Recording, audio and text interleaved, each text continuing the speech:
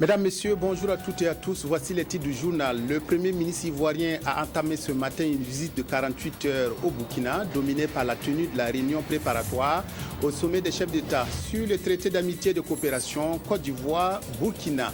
Plaidoyer et sensibilisation pour booster la planification familiale. Une campagne a concerné hier les 33 CSPS du district sanitaire de Kombisri dans le Bazéga. Ceci dans le cadre de la semaine nationale organisée au Burkina.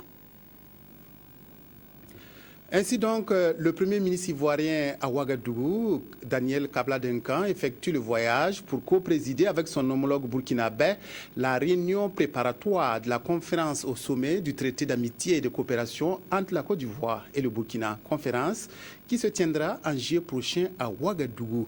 D'autres activités sont également inscrites à l'agenda de la visite du Premier ministre ivoirien. Reportage Drissa Séré. C'est aux environs de 8h20 que l'avion du Premier ministre ivoirien Daniel Kabla-Duncan a atterri à l'aéroport international de Ouagadougou. Il est accueilli par son homologue burkinabé. Daniel Kabla-Duncan est présent à Ouagadougou dans le cadre d'une réunion préparatoire de la 4e conférence au sommet du traité d'amitié et de coopération entre la Côte d'Ivoire et le Burkina Faso. Il s'agira entre autres de passer en revue les acquis des différents projets socio-économiques en commun, l'autoroute Abidjan-Ouagadougou, la construction du pipeline Côte d'Ivoire-Burkina Faso, la boucle ferroviaire Abidjan-Niamey-Cotonou, le partenariat dans le domaine de la communication. Après un bref tête-à-tête à l'aéroport, le Premier ministre a été reçu à la primature pour des échanges relatifs au calendrier du séjour. Échange d'autant important que le chef du gouvernement ivoirien prévoit dans son agenda 48 heures d'activité intense qui, en dehors de la réunion conjointe, le conduiront à Samba, à Zignaré, à Laongo et à Komsilga.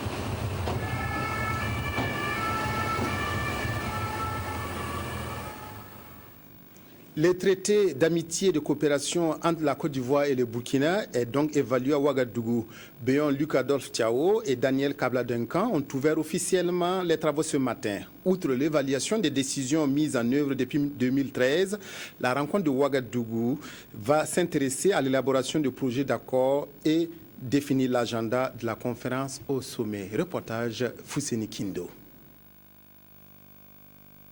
La mise en œuvre des décisions du traité d'amitié et de coopération ivoiro-burkinabé évaluée à Ouagadougou. La rencontre va se pencher sur celle prise en 2013 à Yamoussoukro, en Côte d'Ivoire.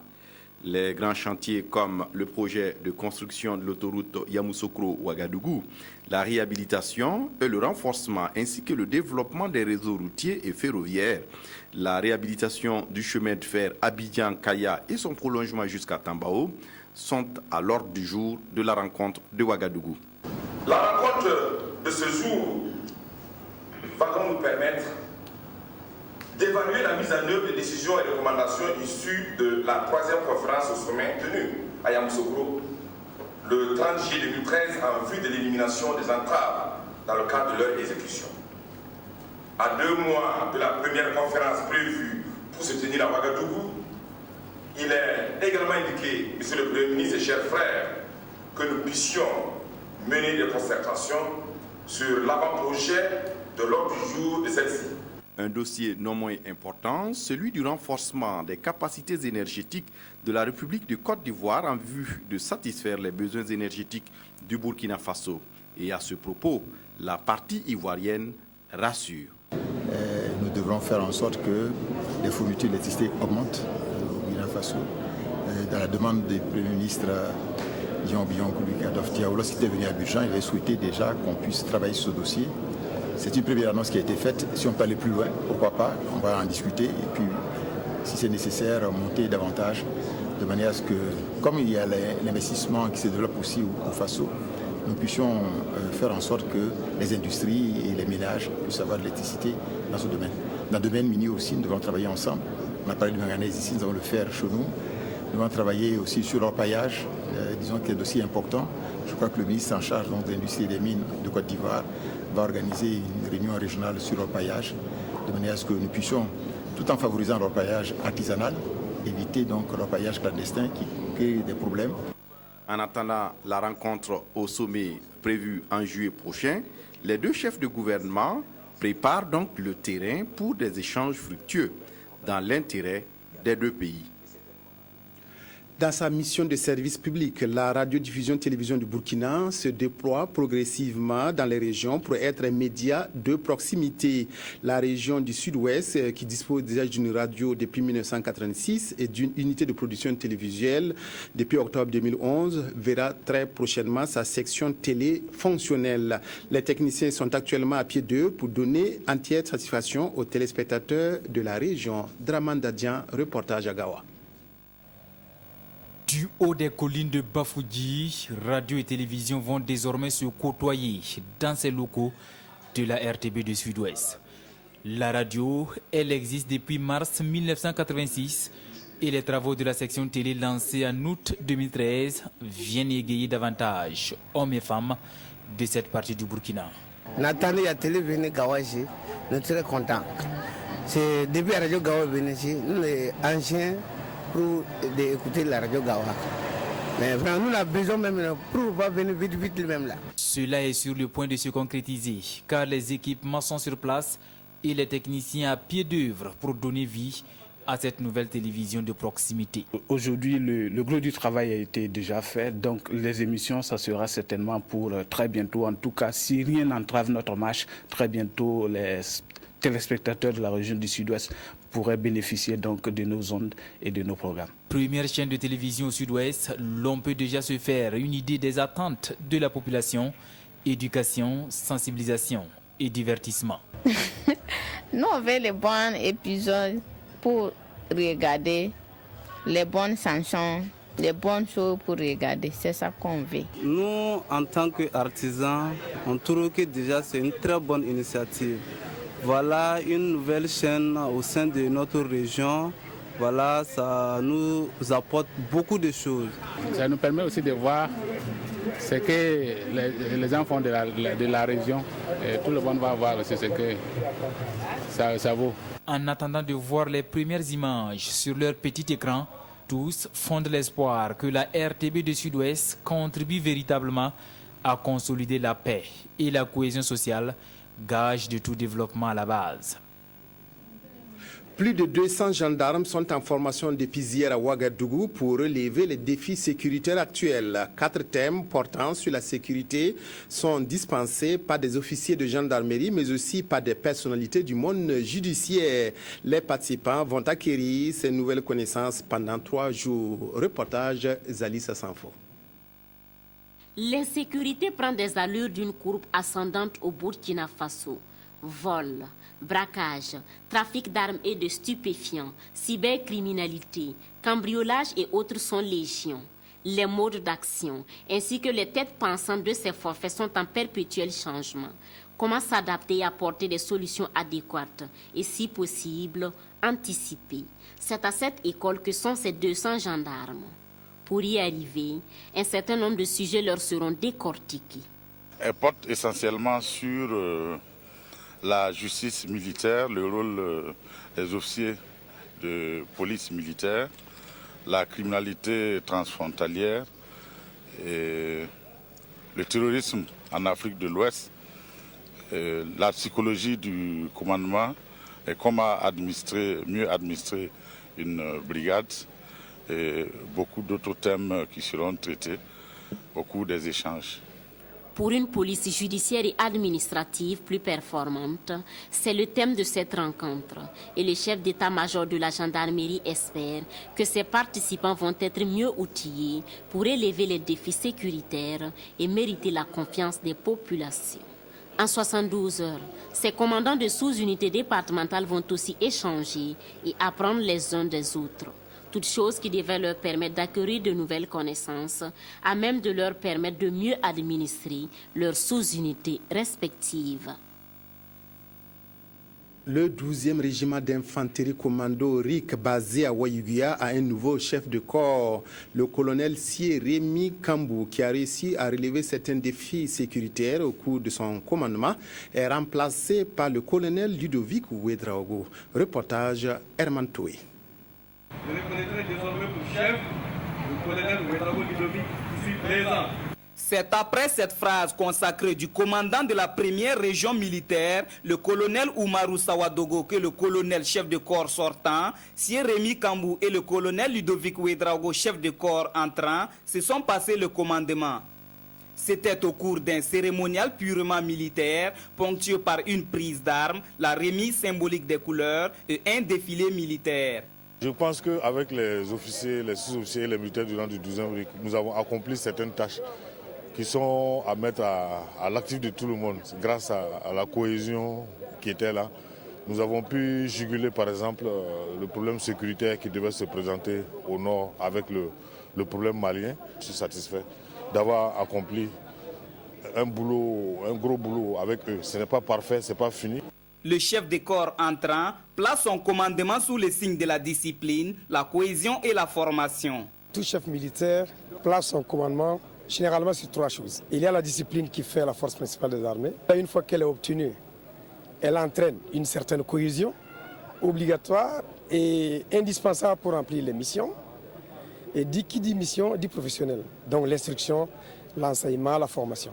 Né le 14 mai 1960 à Ouagadougou, le colonel Ludovic Ouedraogo a fait ses premiers pas au Prytanée militaire de Kadiogo en 1973. Père de 2 enfants, il a occupé plusieurs postes de responsabilité, dont le dernier est celui de chef d'état-major du bataillon Lafitte 5. Le colonel Ouedraogo est aujourd'hui le 20e chef du corps du 12e régiment d'infanterie commando. Les organisations de la société civile bénéficient d'une formation initiée par le Centre d'information des Nations Unies, SINU. Les possibilités de partenariat entre l'ONU et les OSC est le principal fil conducteur de cette formation. Les conditions et démarches pour l'affiliation et l'accréditation avec des départements des Nations Unies ont été expliquées aux participants. Reportage Yolande Lombo. Les organisations de la société civile remplissent des fonctions humanitaires et de ce fait entretiennent des relations avec les bureaux et agences du système des Nations Unies. Aussi leur offre-t-on de grandes possibilités de partenariat avec l'ONU. Et c'est pour mieux comprendre les conditions et démarches pour l'affiliation et l'accréditation avec le département de l'information et le Conseil économique et social de l'ONU que se tient la présente session de formation. En disposant de ces informations, ça permet aux organisations de la société civile d'élargir leur visibilité et aussi de renforcer leur partenariat au niveau international. Parce que vous savez que les organisations ont surtout besoin de partenaires techniques et financiers et ce sont ces types d'informations qui les orientent vers d'éventuels partenaires au niveau international. La formation est organisée par le Centre d'information des Nations Unies et à ce jour, seules 1300 ONG sont associées avec le DPI. Si nous prenons le cas de l'association au département de l'information, sur 1300 organisations de la société civile acceptées au niveau de l'ONU, au niveau de cet organe-là, il n'y a aucune organisation de Burkina Faso.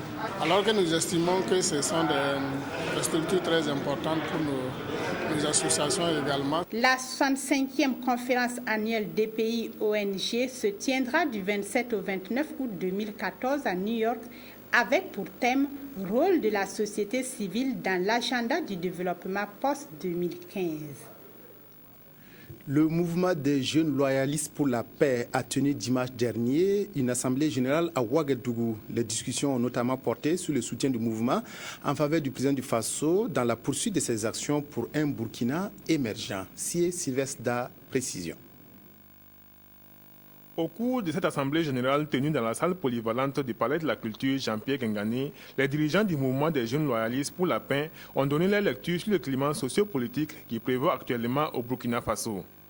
Bon, on a remarqué que maintenant les politiciens sont en train de nous embobiner et vu les démissions par-ci, les démissions par-là, il faut que nous, la jeunesse, on essaie de se comprendre. Voilà pourquoi on a essayé de créer ce mouvement. Ils ont aussi invité l'ensemble de leurs partisans à toujours rester fidèles aux idéaux de ces mouvements affiliés au CDP, le Congrès pour la démocratie et le progrès. On va aller au référendum pour voter massivement le oui. Ce n'est pas aller au référendum pour voter contre ce, c'est le oui. Cette rencontre a connu la présence effective des coparrains Bourema Tapsoba, maire de l'arrondissement 7, et Issou Sakandé, maire de l'arrondissement 5 de Ouagadougou. À l'occasion, ils ont invité cette jeunesse à se faire enrôler massivement sur la liste électorale. Nous sommes là pour soutenir ces jeunes qui ont eu l'initiative de rassembler leurs camarades jeunes pour parler de la paix. La paix qui est importante pour notre cher pays, qui est important pour le développement. Ce mouvement des jeunes loyalistes pour la paix, qui est à sa première assemblée générale, entend multiplier les actions les jours à venir. Le leitmotiv reste le même, œuvrer pour la paix au Burkina Faso. Chaque année, une semaine nationale de la planification familiale se déroule au Burkina et permet de mener des activités de sensibilisation. Hier, à Kombisri, dans le Bazéga, une journée de plaidoyer a été organisée dans le cadre des manifestations de cette année. Le district sanitaire de Kombisri compte 33 CSPS qui seront touchés par cette campagne de plaidoyer. Evelyne Dabiré. L'agenda de cette journée de plaidoyer était chargé.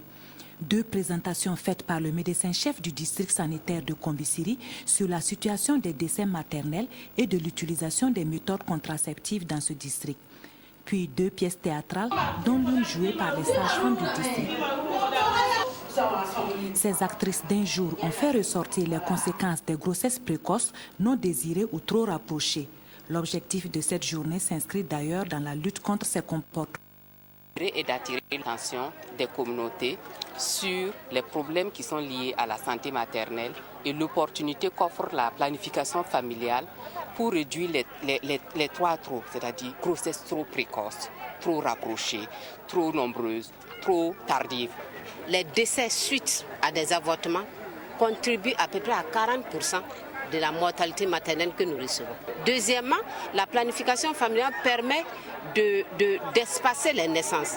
Veut dire que ça permet à la femme de recouvrir sa santé. Certaines participantes adhèrent et témoignent. Des questions sur les conséquences éventuelles et les effets secondaires des produits contraceptifs ont permis au corps médical d'aplanir ses inquiétudes.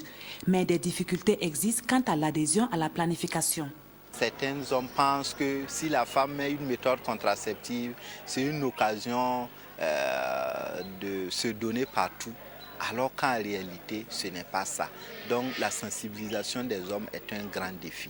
L'autre défi, c'est l'extension des méthodes de longue durée à l'ensemble des 33 formations sanitaires du district.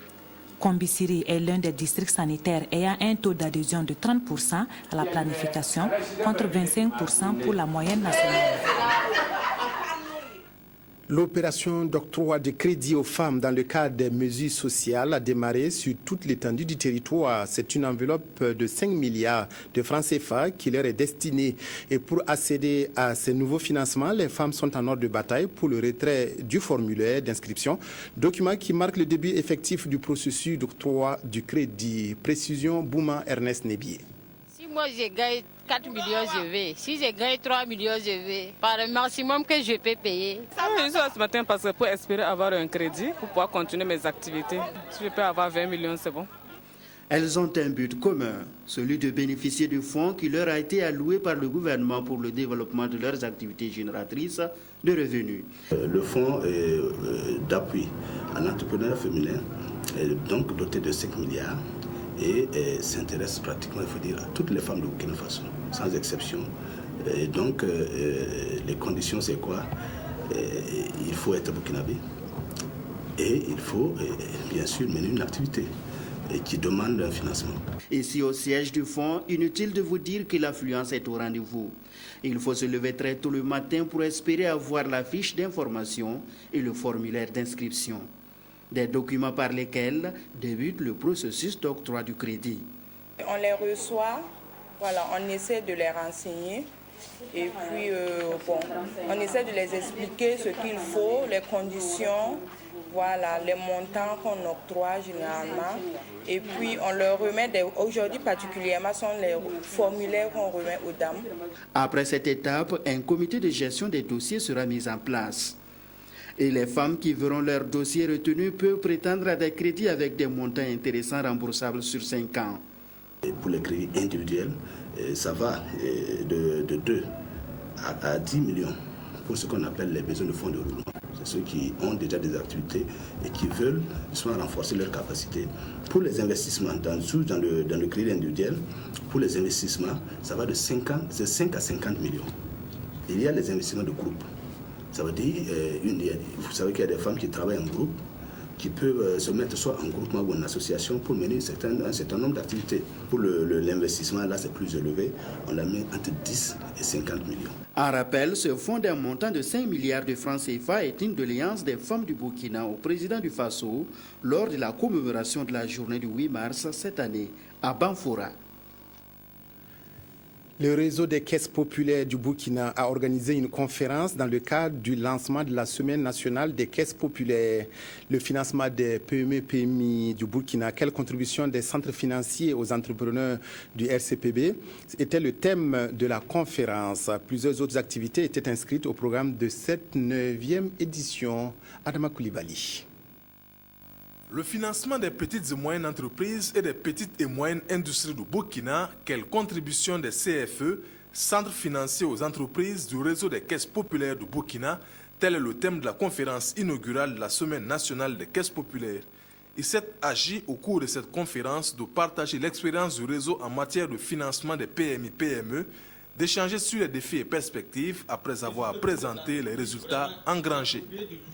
En 10 ans de fonctionnement, les CFE ont pu injecter dans l'économie nationale, à travers les PME-PMI, plus de 115 milliards de francs CFA. Et nous avons contribué à créer plus de 100 000 emplois directs et indirects. Et nous avons contribué à l'émergence de plus de 8 000 PME-PMI. Depuis 1972, date de la création de la première caisse, le réseau est présent dans tous les segments du tissu économique burkinabé, avec 2/3 des prestations en milieu rural dont l'impact n'est plus à démontrer. À Bagré, j'ai vu l'un des grands acteurs de l'économie de Bagré qui a commencé avec 600 000 francs de crédit octroyé par la caisse de Bagré parce qu'il a eu un contrat pour livrer du riz décortiqué. Et c'est grâce à ce crédit qu'il est devenu un grand acteur. Il a plusieurs unités de décortiquage, il a une parc, il est semencier. Et je crois que si vous voyez ce travail, on ne peut être que admiratif. À la suite de cette conférence, plusieurs activités sont au programme, notamment la promotion des produits et services, des actions de solidarité, tout cela en adéquation avec la vision du réseau d'ici à 2020, être le système financier décentralisé ayant la meilleure performance financière au Burkina Faso et dans l'espace UEMOA. C'est tout pour cette édition de la mi-journée. Merci de votre aimable attention. Excellent après-midi en compagnie de la RTB.